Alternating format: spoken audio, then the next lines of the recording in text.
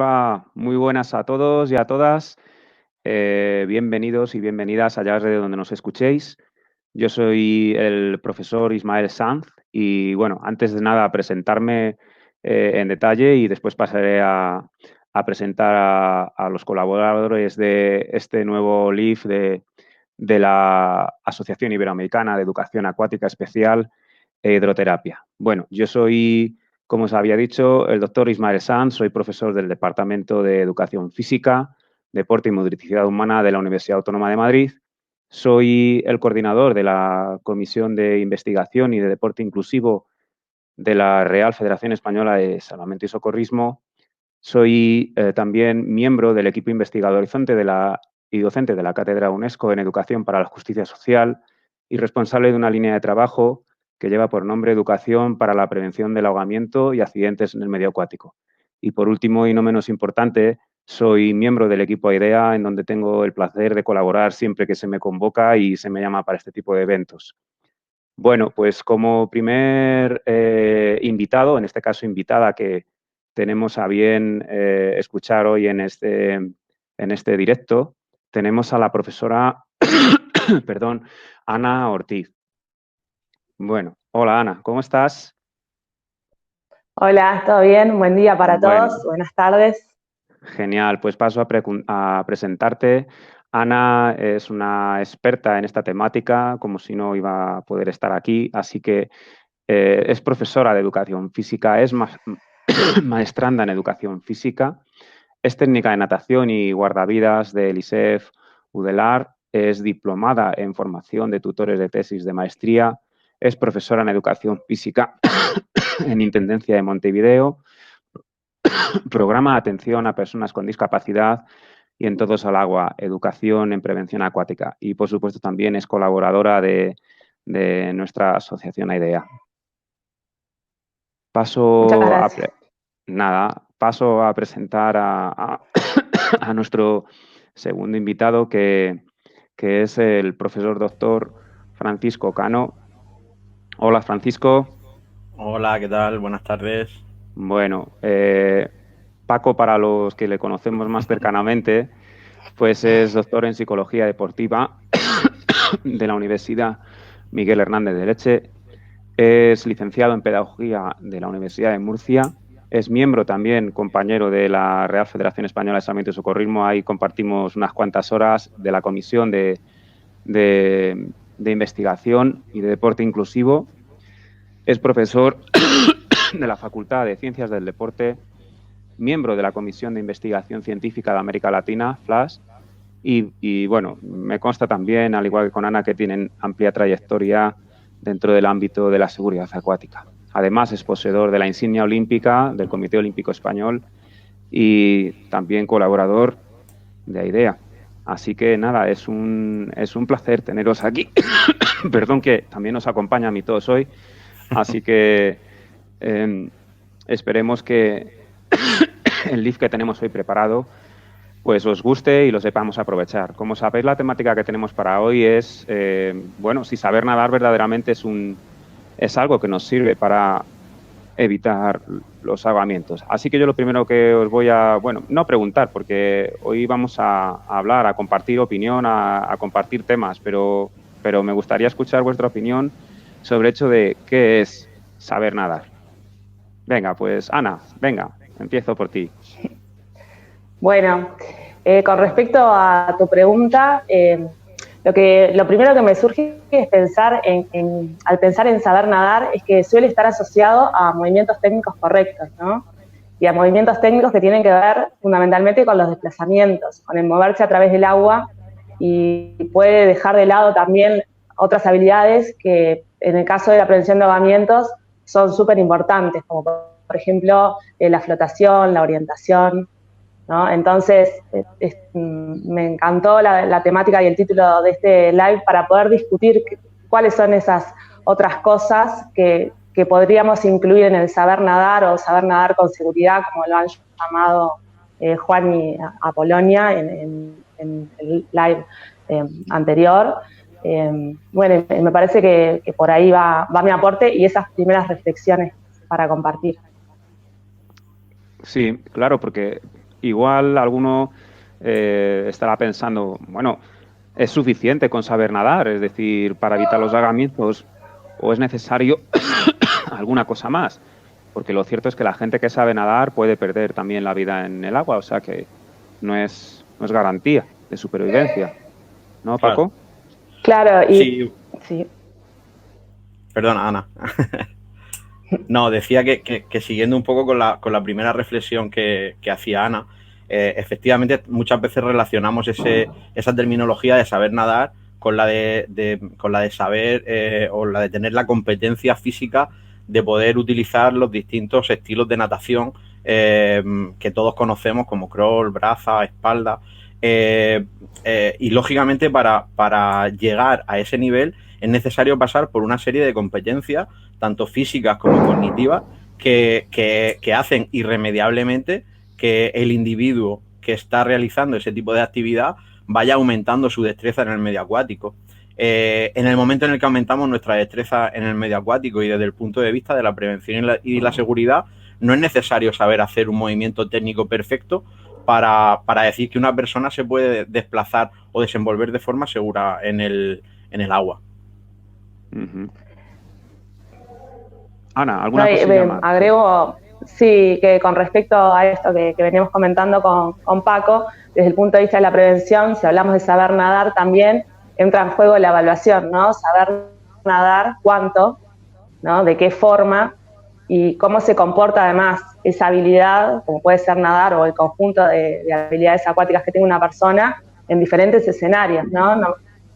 No va a ser lo mismo, y esto lo podemos pensar desde cada uno de los que estamos participando en este live, desde nuestra experiencia personal, sabemos que no es lo mismo en una piscina que en aguas abiertas y en diferentes situaciones. Entonces, ese concepto de saber nadar se queda corto si hablamos solo de saber nadar, o también hay que nombrar otras cosas para que sea un concepto más integral. Correcto, Claro, mira, sí. ten en cuenta. Sí, sí, Paco. Sí, no, por poner un pequeño ejemplo, que muchas veces lo hemos comentado. Hay nadadores o alumnos que hemos tenido que tienen una destreza técnica muy buena en una piscina y se desenvuelven realizando los distintos estilos de una forma muy buena, incluso pueden ser competidores, y cuando se encuentran en una situación, en un entorno de aguas abiertas, su sensación de seguridad es totalmente nula. Incluso en alguna ocasión hemos tenido pues algún deportista que se ha negado a meterse al medio al que se enfrentaba, porque por mucho que supiera nadar en una piscina y por muy buenos tiempos que tuviese en una piscina, él estaba viendo que el contexto o el entorno donde se iba a tener que desenvolver era totalmente contrario a lo que está acostumbrado a hacer. Es decir, sabe nadar técnicamente de una forma perfecta. En una piscina, totalmente, pero lo sacas de ese contexto y no encuentras la sensación de seguridad, con lo cual cuando decimos o cuando utilizamos el término ese de saber nadar, muchas veces tenemos que intentar darnos cuenta de que en el momento en el que una persona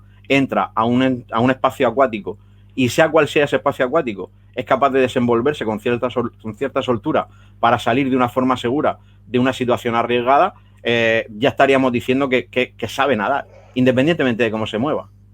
Uh-huh. La verdad es que me está pareciendo enormemente interesante lo que decís y además es que comparto enormemente vuestra opinión. De hecho, yo considero que quizá la cuestión más importante añadida al saber nadar como una competencia motriz, como la podemos entender los que nos dedicamos a la educación física en general, pues es precisamente que la falta a veces de contextualización de ese aprendizaje pues nos puede jugar malas pasadas.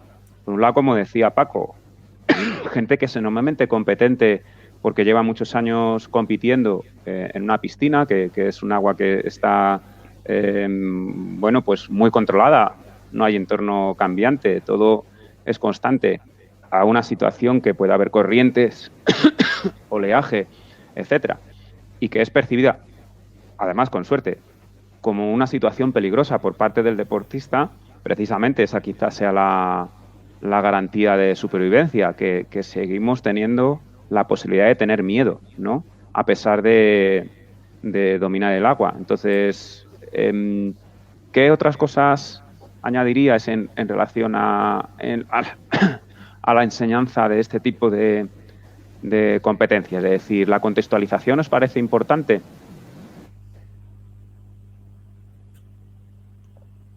No sé, ¿querés comenzar vos, Paco? Venga, Como pues quieras. Paco ahora. Sí, a ver, a mí me parece fundamental, como tú bien apuntabas, Ismael, el tema de la contextualización. Es decir, tenemos que saber desenvolvernos en ese espacio acuático. Tenemos una serie de competencias físicas, una serie de competencias técnicas, tenemos una serie de actitudes que se desenvuelven o que se desarrollan de una forma concreta en un entorno concreto, pero desde un punto de vista, entendiendo un punto de vista ecológico, tenemos que saber o tenemos que entender que cada una de las personas tienen que saber adaptarse a su entorno natural. Y la información que nosotros podemos trasladar o transmitir a esos usuarios, a esa población, no puede ser la misma en un espacio, en un entorno de interior donde no hay mar o no, donde no hay océano, a un entorno que sea de costa, donde hay un contacto totalmente directo con el medio acuático, en este caso con el mar o con los distintos océanos, con lo cual es fundamental que exista esa contextualización y que partamos de la base de un mismo nivel y a partir de ahí ir personalizando en función de ese contexto. Uh-huh. Ana. Sí, yo comparto lo que aporta Paco, sobre todo en el aspecto de que cuando hablamos de saber nadar y ya pasamos al concepto de competencia, dentro de esa perspectiva ecológica que nombraba Paco, entra más en juego el vínculo que tenemos los seres humanos con el medio ambiente, ¿no? De qué forma nos vinculamos, cómo interpretamos ese medio ambiente, si nos vinculamos de una forma crítica en la que tenemos elementos para analizar los riesgos y para analizarnos nosotros mismos, ¿no? En ese escenario, porque la actitud de ese nadador que pusiste el ejemplo, Paco, es una actitud preventiva, pero muchas veces el tener la habilidad de nadar y ser nadadores o nadadoras fuertes también lleva a subestimar los riesgos, ¿no? Y sobreestimar nuestras posibilidades en el agua. Y bueno, y en esa interacción con el medio ambiente, que yo creo que si miramos al ahogamiento desde la perspectiva de la educación acuática, nos deja dos objetos de enseñanza. Por un lado, las habilidades, sí, que van a tener que ser habilidades que no alcancen solo para piscinas, sino hay que buscar la forma de que esas habilidades se puedan transferir a aguas abiertas y a situaciones particulares de riesgo que se puedan dar en aguas abiertas, como puede ser la caída de un muelle, la caída de una embarcación inesperada, bueno, un montón de situaciones que hemos conversado y seguro que cada uno puede imaginar, porque esto que estamos hablando es algo que se trata de nosotros, o que lo vimos, o que lo percibimos de niños, o supimos de situaciones, ¿no? Y por otro lado, esa interacción con el medio, ¿no? Como objeto de enseñanza, también involucra la interacción con otros, ¿no? Que más adelante, que vamos a hablar un poquito, ¿no? de las diferentes poblaciones, va a tener características diferentes, porque como la interacción con otros, cómo interactúa un padre o un abuelo o una abuela en la supervisión de niños pequeños, ¿no? Cómo interactúan los adolescentes entre sí, ¿no? Cómo se dan esas interacciones, son también objetos de enseñanza cuando hablamos de prevención de ahogamiento, que tiene que ver también con lo que decía Paco de las actitudes, ¿no? Cómo desarrollamos esas actitudes preventivas. Porque cuando hablamos de competencia estamos hablando de habilidades que son el centro de las competencias, o sea, no vamos a decir saber nadar, no importa. No, sí, es importante, pero la importancia es relativa, ¿no? Importan también los conocimientos que se tengan del entorno, los conocimientos de seguridad acuática, ¿no? Que tienen que ver con los comportamientos seguros, normas, protocolos, ¿no? Pero tiene que ver también con actitudes y con valores preventivos. Es como si lo llevamos al tránsito, es obligatorio usar el casco cuando andamos en moto, pero hay gente que anda en moto sin casco, ¿no? Y no es que no lo sepa. Me parece interesantísimo y además un poco para todos los que nos estén escuchando, Pues claro, generalmente, pues si tanto si nos escucháis en Latinoamérica como en España, que tenemos los contextos socioeconómicos que tenemos, que en general pues son favorables en comparación con la mayoría de otras partes del mundo, pero lo que nos dice los informes de la Organización Mundial de la Salud es que además de, como sabréis, pues el ahogamiento, que es la tercera causa de muerte accidental en este mundo, después de los accidentes de tráfico y las caídas, está el ahogamiento. Y en gran medida, la gran mayoría de las muertes acontecen por caídas no intencionadas al agua, es decir, caídas accidentales al agua. Y es porque hay gente que convive con grandes masas de agua en su entorno de vida y de un modo u otro pues caen. De hecho, las recomendaciones, y por eso la importancia de la contextualización, las recomendaciones son, entre otras, saber nadar, pero también se habla de barreras físicas, se habla de infraestructuras que protejan a la población de la caída accidental al agua, etcétera. Y por eso me parece que es fundamental que la educación que se dé en relación a la prevención del ahogamiento precisamente esté contextualizada al entorno cotidiano de la persona que puede verse expuesta al agua. Para nosotros, pues suele ser entrada voluntaria, en muchos casos por ocio, a veces por trabajo, pero eso no es lo habitual. La mayoría de la gente fallece por otras razones. Y en ese sentido, volviendo al tema de la educación, que a mí me parece fundamental, ¿qué tipo de recomendaciones haríais desde el punto de vista de formación? O sea, ¿qué recomendaríais a la gente cuando quiere formar? ¿Qué es lo que os parece más importante para prevenir los accidentes en el medio acuático? Venga, Ana, ahora a ti. Bueno, a mí me parece que en primer lugar, como educadores acuáticos, tenemos que tener elementos para hacer un diagnóstico de nuestro contexto, ¿no? Por lo que decías, Ismael, de que son recursos que son para las personas y para la vida, para desenvolverse en su medio. Entonces es importante identificar cuáles son las situaciones de riesgo en nuestro contexto, cuál es el comportamiento del ahogamiento como lesión en nuestro contexto, cuáles son las poblaciones vulnerables, ¿sí? Además, estudiar sobre cómo serían esas habilidades llevadas a clave preventiva, ¿no? Por ejemplo, si hablamos de flotar, no es lo mismo flotar en aguas con oleajes que en aguas calmas, no es lo mismo flotar para poder hacer la señal internacional de auxilio y no perder la vía aérea fuera del agua, no es lo mismo flotar con ropa en aguas frías que en aguas cálidas. Entonces ahí tenemos contenidos importantes en los que hay que profundizar y que no nos lo da la formación que tenemos la mayoría de nosotros, que viene de la natación deportiva o del deporte, propiamente dicho, del deporte acuático, ¿no? Son otros los contenidos, son muy diferentes. Y sumado a ello, profundizar en la metodología, ¿no? Porque si pensamos en que queremos una persona que pueda tener una actitud crítica frente a una situación y a un medio ambiente concreto, ¿sí? No sería incoherente que pensáramos en que la forma de enseñar sea a través de la instrucción directa, ¿no? No podemos construir conocimientos desde la instrucción directa, ¿no? Y después pretender que la persona resuelva un problema. La metodología cambia y es una metodología particular que es a través de la resolución de problemas y que además tiene que traer la experiencia personal de nuestros alumnos, que no van a llegar a nosotros con nada, sino que vienen con su historia acuática atrás, de compartir la playa con la familia, de quizás sea una familia de pescadores, quizás es una familia de surfistas, quizás es una familia que no va a la playa porque alguno de los padres tiene miedo. Hay realidades muy diferentes sobre las que tenemos que trabajar como punto de partida, ¿no? Entonces eso requiere una formación particular y cambiar la mirada, ¿no?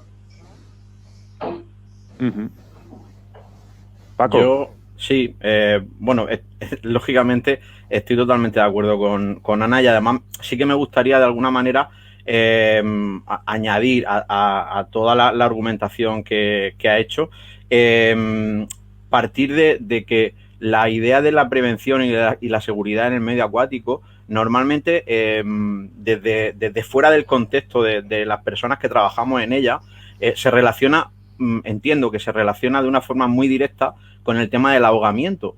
Y a ver, el ahogamiento es la consecuencia final más traumática que se puede producir en el medio acuático. Pero precisamente lo que intentamos es hacer un llamamiento o una especie de llamada de atención y decir, no queremos que eso suceda. ¿Cómo queremos prevenir ese tipo de situaciones?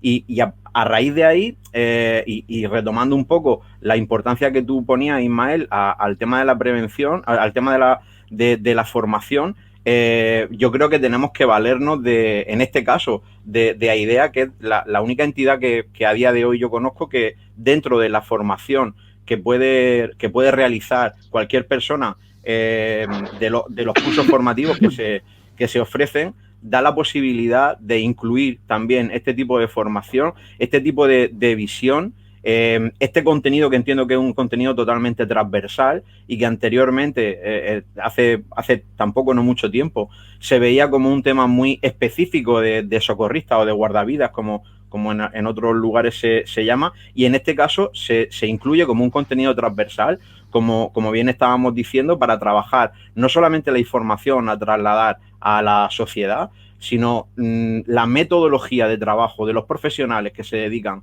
a la enseñanza o a la educación acuática, para que la incluyan dentro de su día a día y para que sea, como he dicho anteriormente, un contenido totalmente transversal. Y por terminar con la argumentación, utilizar un término que yo creo que desde hace mucho tiempo no se generaba un término tan acertado como el que hablan nuestros compañeros Juan Antonio Moreno y Apolonia, de alfabetización acuática, ¿no? Es decir, tenemos que partir básicamente de cero para empezar a dar una serie de contenidos a la población y que relacionen la prevención y la seguridad en el medio acuático como algo que sea transversal y no únicamente como prevención para que no me suceda algo en el agua.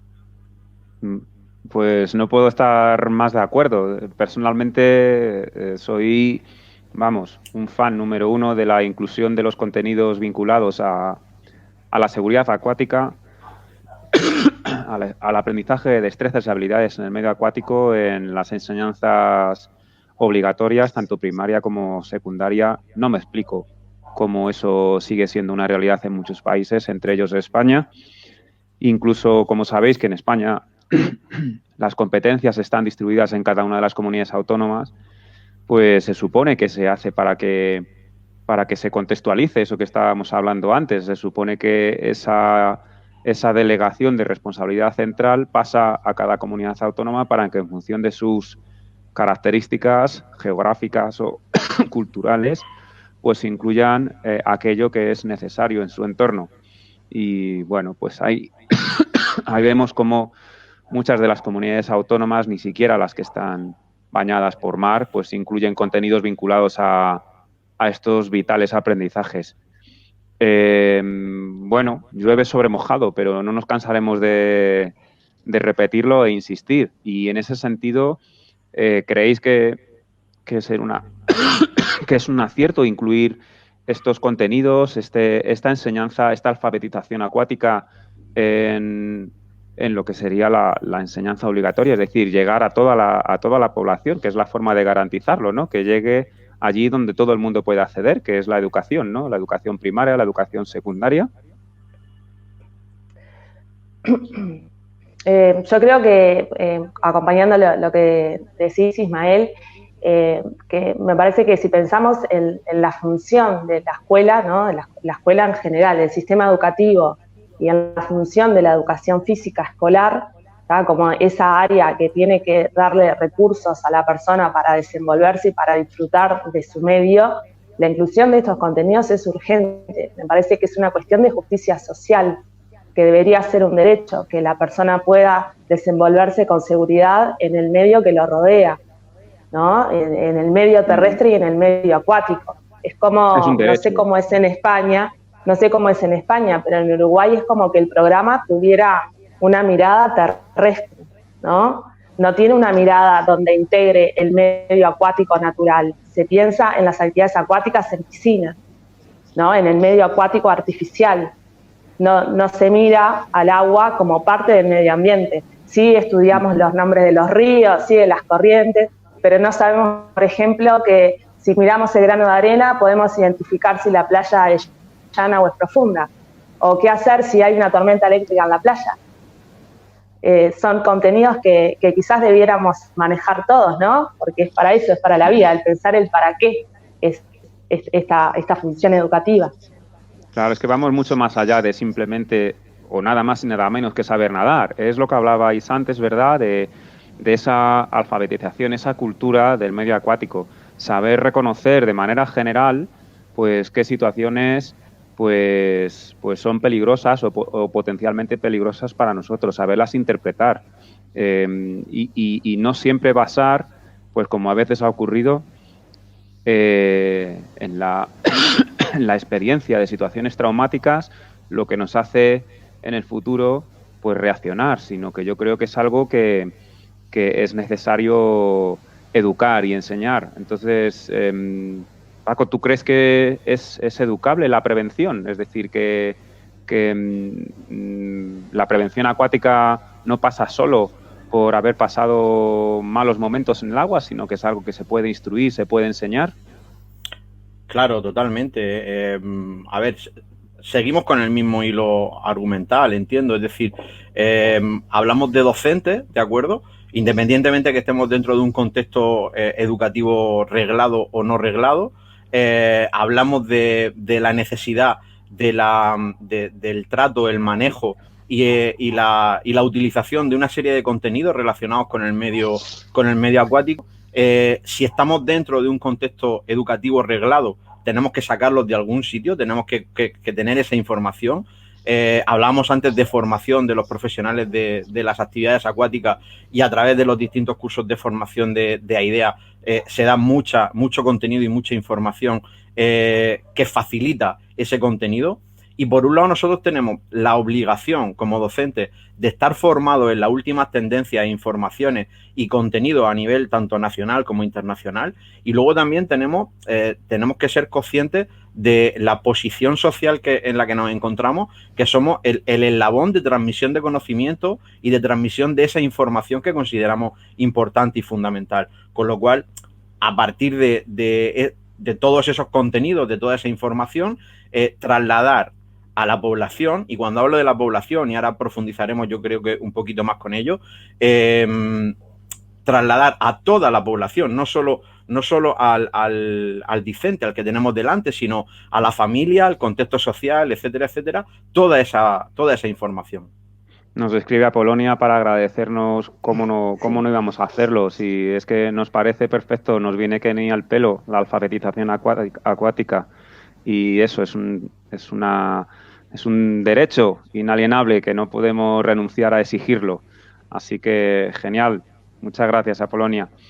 Bueno, vamos si os parece también avanzando ahora con otro problema, porque igual volviendo a las referencias de la Organización Mundial de la Salud, que tiene un informe de 2014 que da una información muy valiosa, nos ofrece muchísimos datos sobre los diferentes grupos de población que se ven afectados. Y aquí otra vez nos encontramos con situaciones que nos pueden resultar contradictorias, porque según la Organización Mundial de la Salud, el grupo de población que más se ve afectado suelen ser los menores, pues eso, porque caen accidentalmente al agua cuando tratan de ir de su casa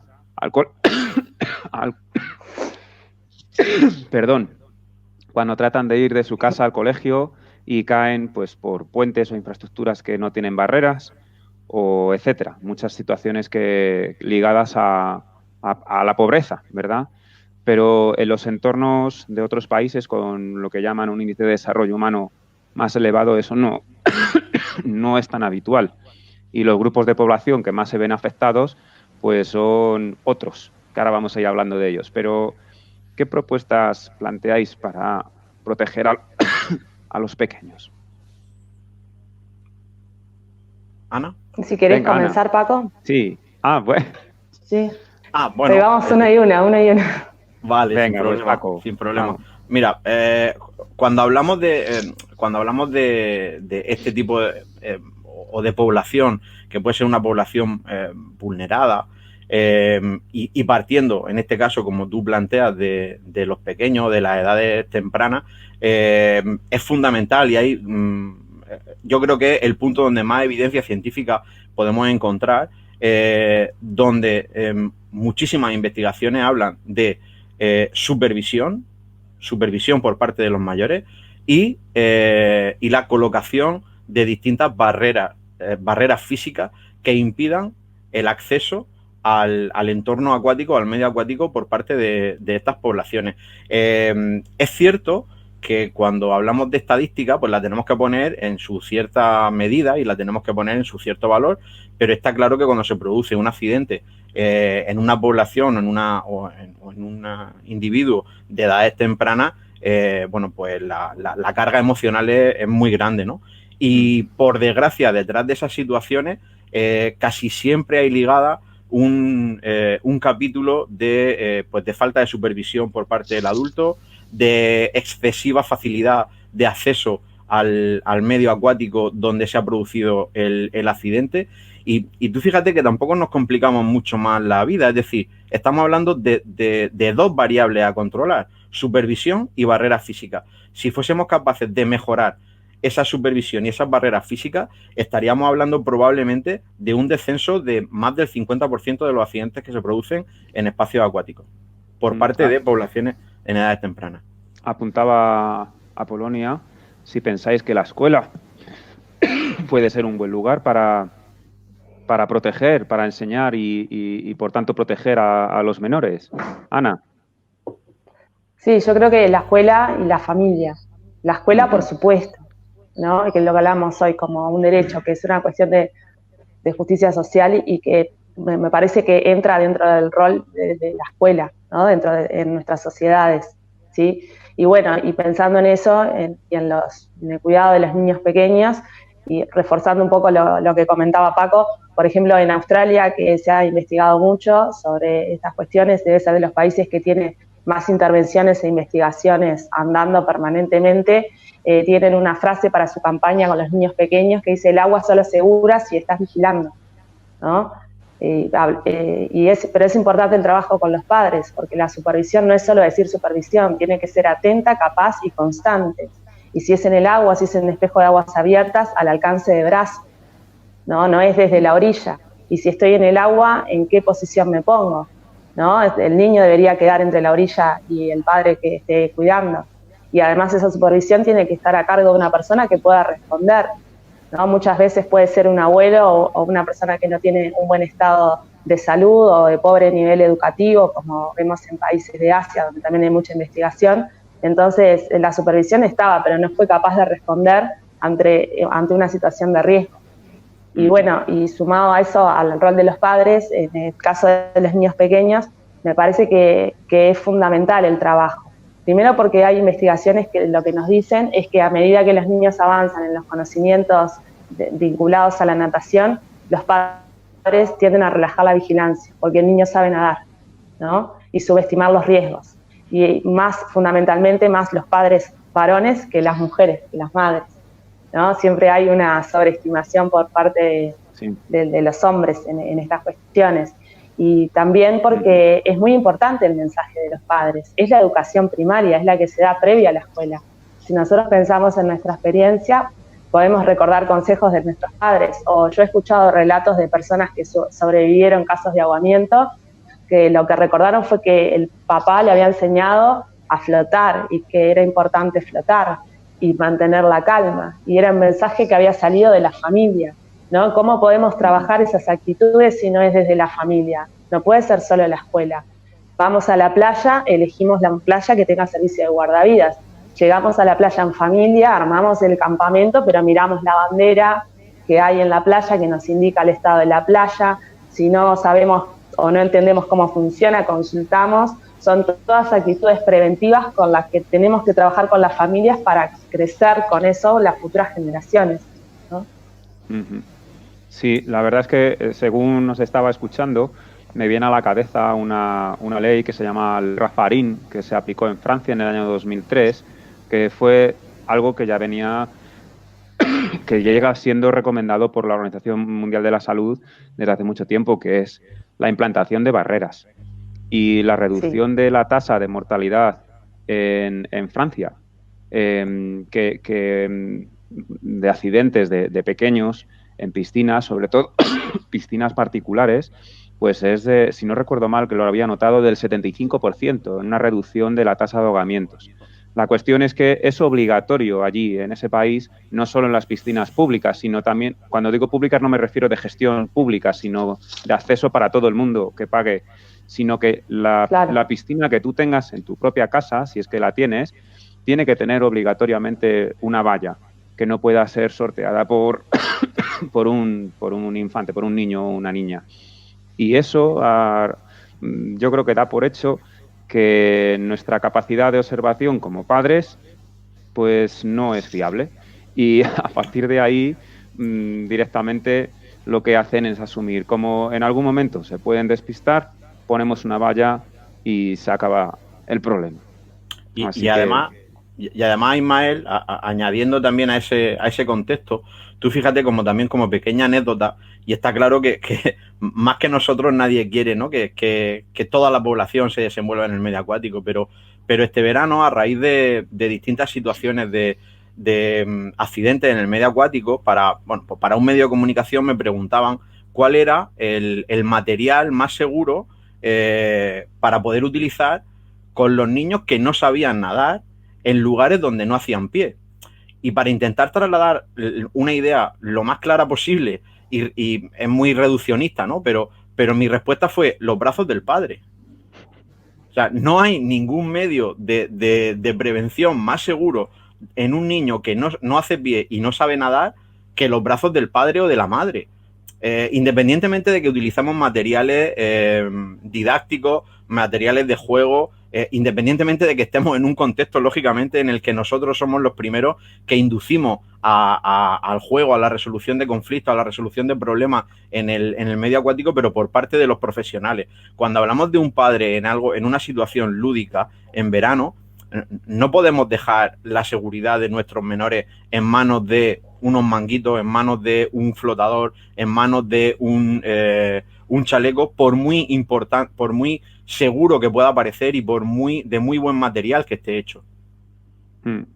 Nos apuntan desde aquí, Juan Antonio, si puede influir también la forma de enseñar. La verdad es que ha comentado Ana una cosa que me ha parecido muy interesante, y es que precisamente las metodologías que promueven más la proactividad, la capacidad de resolver problemas, quizás sean especialmente adecuadas, ¿no? Porque si damos siempre las respuestas cerradas, igual estamos dando al mismo tiempo también a la persona menor capacidad de respuesta ante situaciones distintas de las que estrictamente me están mostrando. Si me dan la capacidad de hacerme mi mente más plástica, más adaptable a diferentes situaciones, igual tengo también muchas más opciones de gestionar una situación estresante, ¿no, Ana? Que además habías apuntado en este sentido. Sí, y complementando lo que decís, también esas formas de enseñar tienen que habilitar esa autoevaluación permanente, ¿no?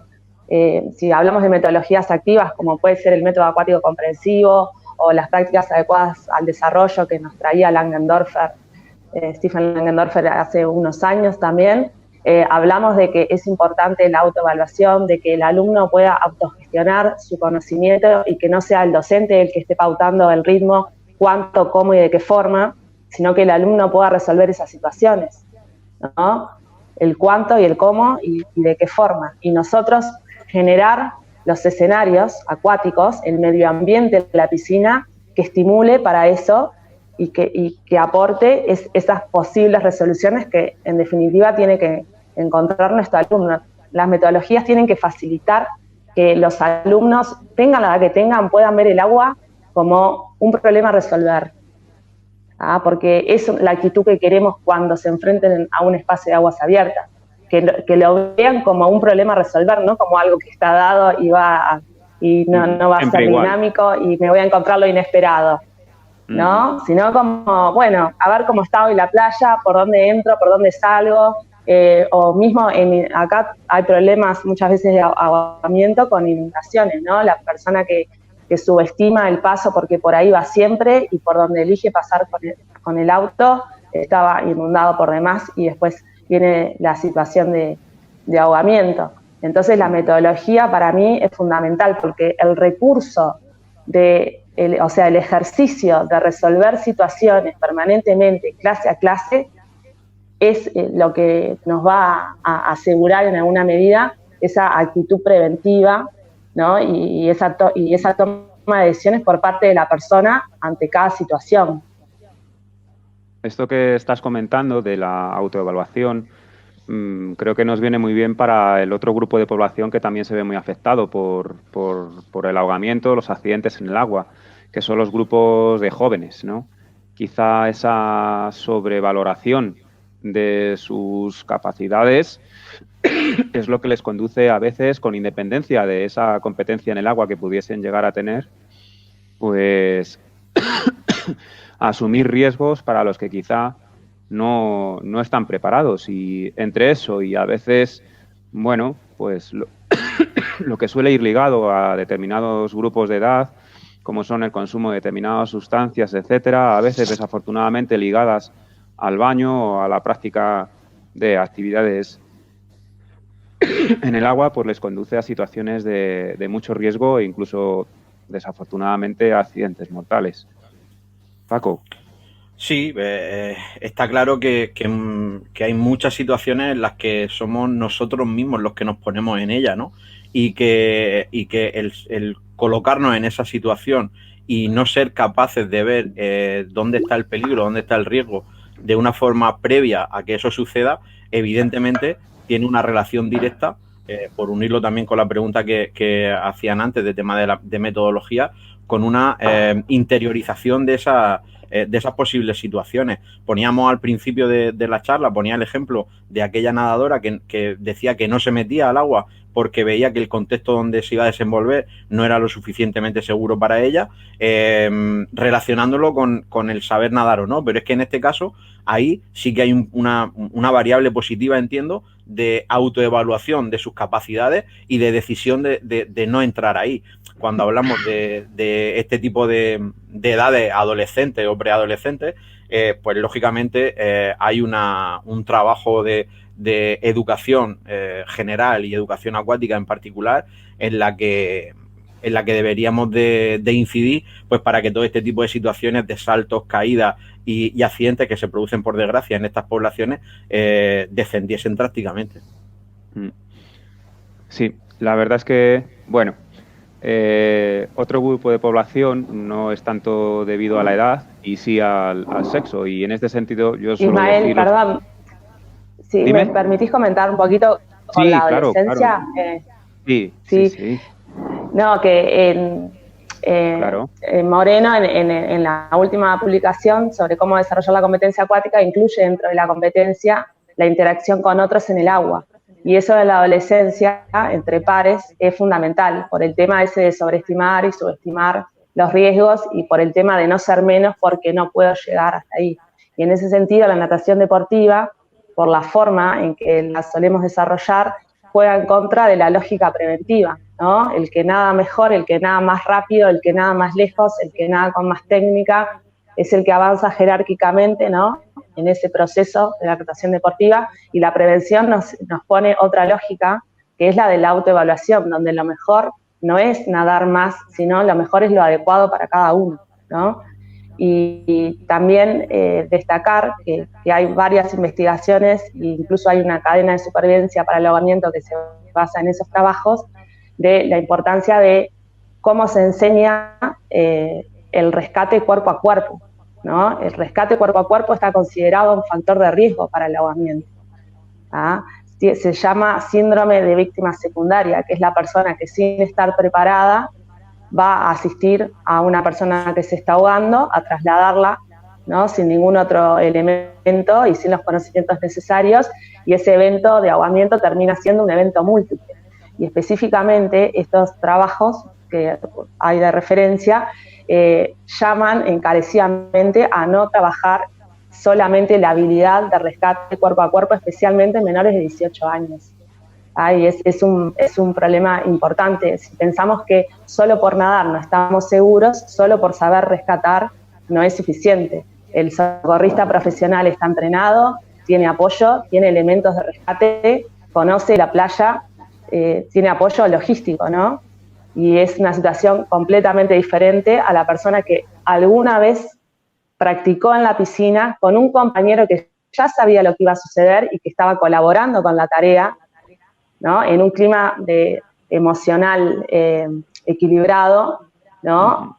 Puede pensar en una situación real que puede hacerlo, porque no se problematizó esa situación en la enseñanza, ¿no? Entonces, me parecía importante nombrarlo, porque realmente está reconocido por los expertos en el área, sobre todo desde el área médica, como algo que está contraindicado, como un factor de riesgo. Y bueno, si lo vamos a abordar, porque una cosa es el deporte, ¿no? Acá también desarrollamos propuestas de salvamento acuático deportivo, pero con un contexto. Una cosa es el contexto deportivo, donde la prueba termina siendo como una coreografía en la que uno sabe cuántas brazadas, bajo, y otra cosa es la situación real, donde entran en juego emociones, donde la víctima lo que quiere es respirar y va a buscar cualquier apoyo para eso, y lo que se busca fundamentalmente en el rescate es no tener contacto directo con la víctima, ¿no? El socorrista tiene un torpedo, tiene una faja que ofrece, pero busca evitar el contacto directo precisamente para cuidar su propia seguridad personal. Entonces, con adolescentes hay que ver de qué forma abordar cuidadosamente el tema de los rescates cuerpo a cuerpo. Y en niños mucho más, muchísimo más. O sea, yo directamente los sacaría, porque qué responsabilidad, ¿no? Qué responsabilidad como docentes. Enseñamos a rescatar y sale mal la situación, ¿y de quién es la responsabilidad? ¿Del niño? Seguro que no. Sí, sí. Crear una falsa sensación de seguridad que puede estar motivada incluso por aquellas personas en las que ellos vuelcan toda su confianza, como son los docentes, ¿verdad? Claro. Y hay que ser muy cuidadosos con las expectativas que se generan. De hecho, tenemos desafortunadamente datos en el Informe Nacional de Ahogamientos que ofrece la Real Federación Española de Salvamento y Socorrismo, y en los últimos años, precisamente en un recurso pedagógico que presentamos también aquí en AIDEA, pues han fallecido al menos 45 personas intentando rescatar a otras personas, o a veces incluso a mascotas. Esto ya pero es una realidad, es una realidad. Claro. Y eso es porque yo creo que existe una falta de percepción del riesgo real que supone el agua. No se toma en serio. Y generalmente, además, cuanto mayor es el desconocimiento sobre el medio acuático, mayor es la sensación de que no es peligroso. Y ahí están los resultados. Por eso, bueno, dime, Paco.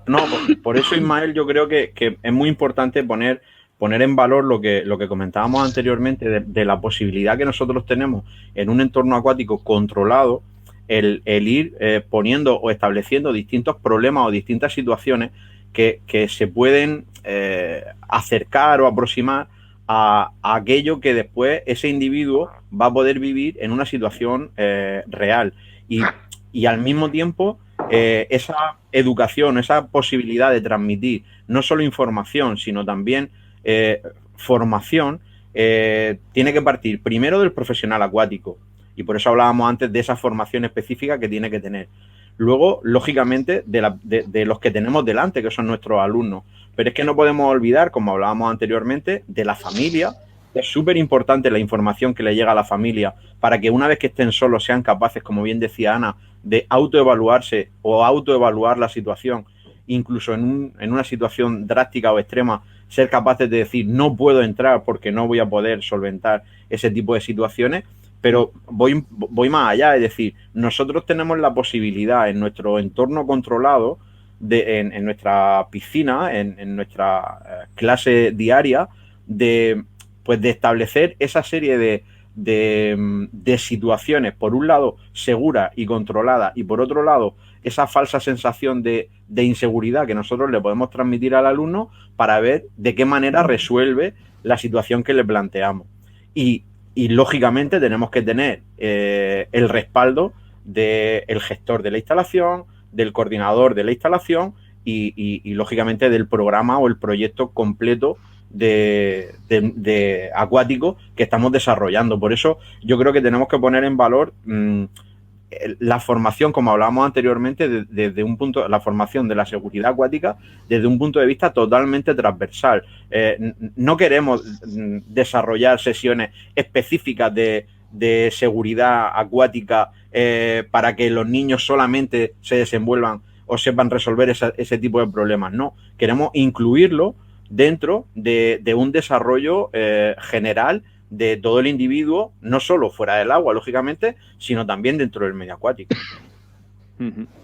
Sí, la verdad es que va un poco a colación, porque la otra cosa que quería apuntar es que otro de los grupos poblacionales que se ve enormemente afectado somos los hombres.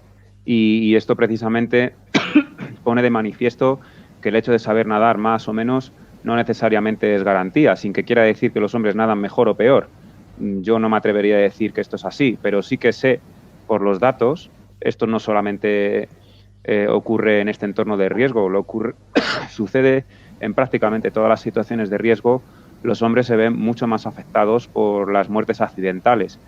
En el caso del agua, pues aproximadamente ronda el 80%, tanto desde la Organización Mundial de la Salud como los informes específicos en España. Yo creo que los hombres tenemos una incapacidad crónica para percibir la realidad tal y como es, y es lo que tenemos que asumir, pero creo que tiene un componente también de educación y en la línea de lo que señaláis, no es un problema solo que haya que trabajarlo en la escuela, sino también en el entorno familiar, en las personas mayores, en las familias, en la sociedad en general. Y, por supuesto, hacer campañas que lleguen a grandes grupos de población, ¿no?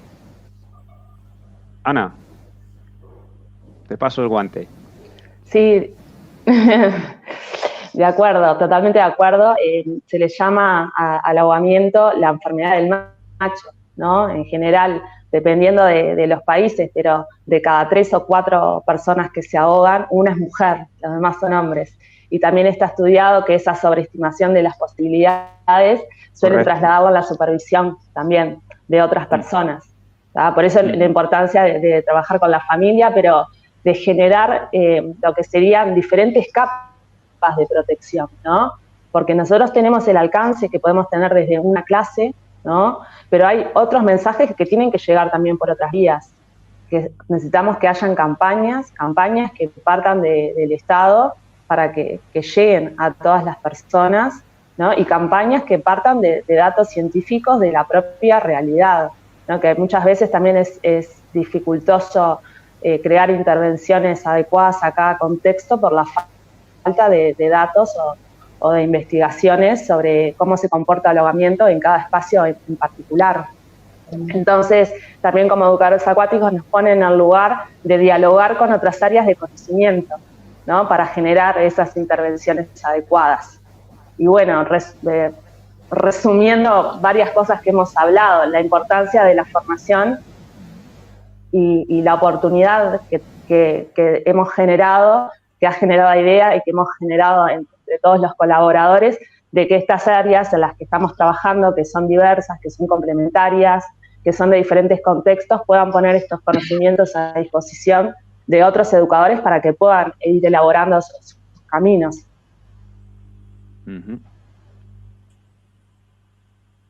Bueno, yo querría también mencionar un grupo poblacional más que para mí es especialmente se ve especialmente afectado por este importante problema, que son las poblaciones vulneradas, ¿no? Las poblaciones que viven en entornos de marginalidad y de pobreza o, en muchos casos, también personas que padecen algún tipo de discapacidad. Porque si ya hemos dicho antes que no está garantizado en muchos países el acceso a este tipo de conocimientos porque las enseñanzas de primaria o secundaria no los tienen incluidos, se suma para este grupo de población que, a pesar de que puedan estar interesados, no suelen tener acceso a ese tipo de formación precisamente o bien por su condición económica o bien por su situación de padecer una discapacidad. Y entonces es doblemente afectada porque no tienen acceso a ese tipo de formación que les podría prevenir de los ahogamientos. Y claro, aquí, al ser una población doblemente afectada, creo que tenemos una gran responsabilidad por responder a este gran problema para ese grupo de población que al final se ve, bueno, pues con más posibilidades de sufrir un ahogamiento simplemente por su condición o el entorno en el que viven o por, en este caso, padecer alguna discapacidad. Paco. Sí, es que totalmente de acuerdo. Está claro que nuestro trabajo es intentar que toda la labor o toda la información relacionada con la prevención y la seguridad, cuando hablamos y decimos que llegue a toda la población, nos referimos fundamentalmente a toda la población, no a la población con unas características concretas o generales. Hablamos de esa población, como tú bien dices, vulnerada, esa población que puede tener algún tipo de problema de acceso a esa información, de problema de acceso a espacios acuáticos, incluso de un acceso acuático no tan periódico como puede tener otro tipo de personas, y que se hace todavía más importante, si cabe, que esa información relacionada con ese contexto nuevo les llegue de la mejor manera posible. En ocasiones a ellos directamente y en ocasiones, como bien hemos repetido anteriormente, incidiendo en ello a la familia y al contexto social donde se desenvuelve. Al final es una menos posibilidades, menos oportunidades de adquirir esas competencias, ¿verdad? Sí, totalmente. Totalmente. Es que nosotros mismos les ponemos trabas, es decir, no dando esa posibilidad, somos nosotros los que establecemos las trabas. Ana, te he cortado, perdona. No, volviendo a eso de esas múltiples capas de protección en el caso de las personas con discapacidad, ¿no? La importancia de la supervisión, de las barreras físicas, del rango de discapacidad son muy variadas, pero sí las metodologías que tienen que ver con la prevención de ahogamiento son sumamente inclusivas, porque no hay un desarrollo técnico a alcanzar, ¿no? Sino que hay habilidades múltiples para desarrollar, que pueden ser con asistencia o no, porque que la persona pueda reconocer que para nadar o para flotar necesita un elemento de flotación para que lo ayude o no lo necesita, ¿no? Es trabajar sobre la prevención, ¿no? Y si no importa la técnica, que muchas veces la natación deportiva en esa jerarquización de acuerdo al logro técnico deja de lado a personas con discapacidad, ¿no? Por la educación preventiva, por otro lado, la abre esa posibilidad.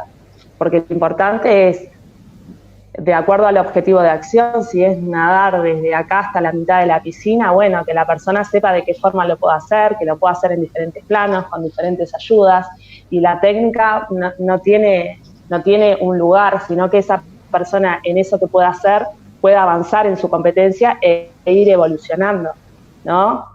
Yo trabajo en programas de discapacidad y me ha pasado de alumnos de repente con parálisis cerebral, que si yo los mirara desde la natación deportiva, ya el límite está puesto por esa dificultad en el movimiento que genera la parálisis, pero desde la educación preventiva, donde yo tengo que desarrollar múltiples habilidades y adaptar la propuesta y que esa persona se adapte a diferentes objetivos y pueda autoevaluarse, ¿sí? Yo puedo lograr que esa persona evolucione en sus competencias desde sus propias posibilidades y acompasar eso con la autoevaluación. Entonces me parece que la metodología, entender cómo funciona la metodología y cambiar la lógica de la práctica educativa de la natación a la prevención, ¿tá? Es sumamente inclusivo y una oportunidad de nosotros como educadores de poder trabajar con la diversidad y desde la diversidad.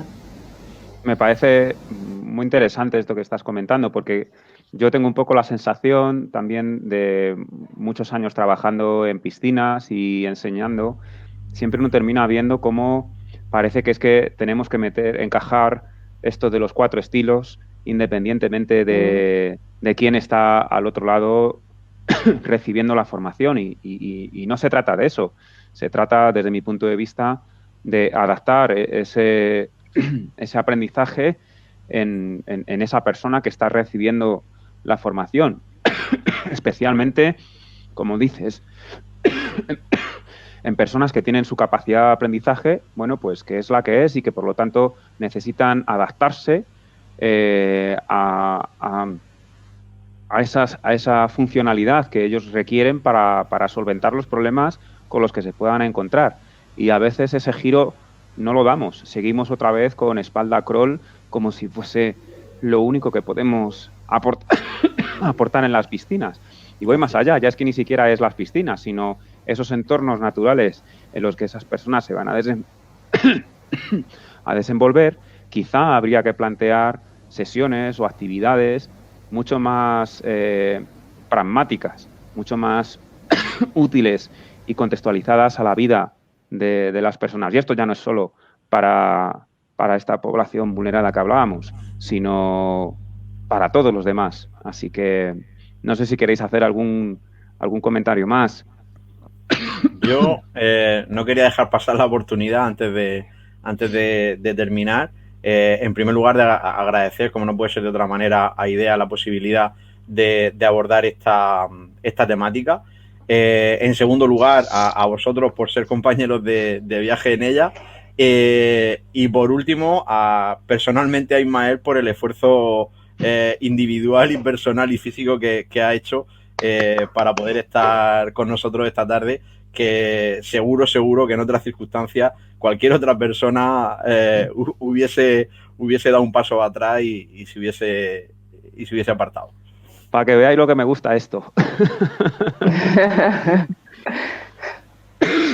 Por mi parte es un placer estar aquí, a pesar de esta tos persistente que me ha acompañado y que me lleva acompañando ya unos días. Espero que desaparezca en breve y bueno, pues bueno, no quiero ser yo el último, ya que eso, prefiero que sea Ana quien también pues se despida de todos y dejo para mí, que ya me toca como moderador, despedir el lead, pero prefiero que sea Ana en este momento quien hable. Lo que pasa que por alusiones pues he tenido que saltar.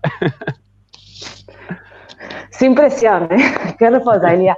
Bueno, yo, igual que Paco, encantada de participar del equipo de IDEA, porque capaz que las personas que miran los lives, que nos encanta compartirlos además y que hemos estado también mirando lives, no saben que, bueno, que atrás hay un equipo, que dialogamos, que nos apoyamos, que compartimos conocimientos, que es el espíritu de estos lives, que también es el espíritu de la formación de especialista universitaria, ¿no? Está construido desde ese lugar que más humano y quizás menos, no porque carezca de técnica deportiva, sino no tan biomecánico, sino desde ver de la diversidad que somos, la diversidad de prácticas acuáticas y pensar en una educación acuática así diversa, ¿no? Para todos y para todo ambiente acuático. Y nada, de agradecerle a IDEA por la oportunidad de compartir este trabajo. La verdad que ha sido un placer trabajar preparando este libro contigo, Paco, contigo, Ismael, con Luciane también. Siempre hay mucho cariño, mucho cuidado atrás en las propuestas, así que el placer es mío y es un honor poder participar acá. Muchas gracias a todos. Bueno, muchísimas gracias a los dos invitados. La verdad es que ha sido muy fácil de llevar, porque yo aquí con Paco y con Ana, que saben un montón de esto, pues esto fluye solo. Y nada, ha sido un placer estar aquí acompañándoos, moderando este directo y por supuesto agradecer también a Luciane, que ha estado ahí detrás a los mandos de la nave con toda la logística de este soporte y a IDEA, que está aquí detrás de todo esto, organizando cosas enormemente interesantes y yo creo que muy útiles para la sociedad, que es de lo que se trata. de transferir conocimiento, de transferir buenas ideas, buenas propuestas, soluciones a problemas reales y en ese sentido, pues nada, yo creo que siempre que nos llamen, pues ahí vamos a estar. Así que muchísimas gracias, solo me queda despedir y esperaros pues en la próxima vez que se nos convoque. Así que muchísimas gracias a todos y a todas y espero que os encontréis bien allá donde os encontréis. Así que nada, un saludo para todos.